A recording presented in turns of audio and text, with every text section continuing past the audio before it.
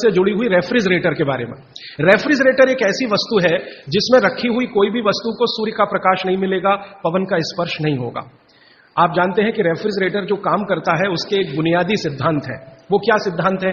आपके रूम का जो टेम्परेचर है, आपके कमरे का जो तापमान है, उससे नीचे का तापमान वो पैदा करेगा। अब ये प्रकृति की मदद से नहीं हो सकता, क्योंकि प्रकृति की मदद से तो आपका रूम टेम्परेचर 30 डिग्री, 35 डिग्री या 22 डिग्री, 25 डिग्री है, तो प्रकृति के विरुद्ध जाकर उसको काम करना पड़ेगा। तो उसके लिए कुछ एक्स्ट्रा एफर्ट्स लगेंगे। तो ऐसी गैस रसायन शास्त्र में जो तापमान को कम करने में काम में आती हैं, उन गैसों का इस्तेमाल रेफ्रिजरेटर करेगा। और एक दो नहीं, ऐसी 12 गैसों का इस्तेमाल रेफ्रिजरेटर करता है, जिनको विज्ञान की भाषा में CFCs कहते हैं, क्लोरोफ्लोरोकार्बन्स, जिसमें क्लोरीन भी है, फ्लोरीन भी है और कार्बन डाइऑक्साइड।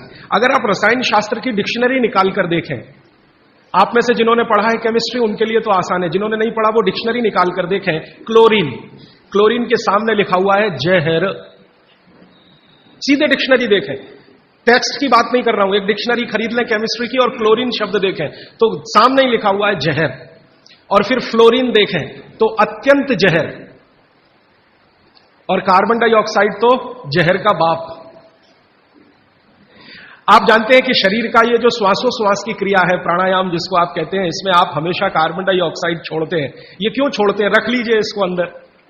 अगर इससे इतना ही प्रेम है कि रेफ्रिजरेटर लाके आपने घर के सबसे अच्छे स्थान पर रखा है, जो हर समय कार्बन डाइऑक्साइड से ही खेल रहा है, तो आप अंदर की कार्बन अंदर ही रख लीजिए, बाहर मत छोड़िए। बहुत प्रेम है आपको इससे, तो आप मर जाएंगे। शाम नहीं लगेगी, रात नहीं लगेगी, मिनट में मर जाएंगे। इसलिए प्रकृति ने व्यवस्था ऐसी बनाई है कि कार्बन डाइऑक्साइड जो आपको मार डालेगी, इसको बाहर निकालते रहना है। अब ये बाहर निकले तो आप स्वस्थ रहें।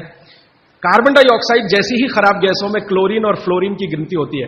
अब ये तीनों, कार्बन से मिला हुआ, क्लोरीन से मिला हुआ, फ्लोरीन से मिला हुआ 12 गैस एक साथ रेफ्रिजरेटर छोड़ता है।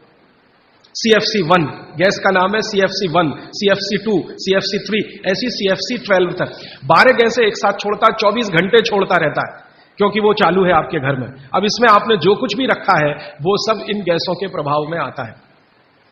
आप बोलेंगे जी हमने तो भोजन को ढककर रखा है। कितना भी ढक के रखिए, क्योंकि गैसों का असर इतना तीव्र है कि स्टील को तोड़ के निकल जाने वाली गैस है।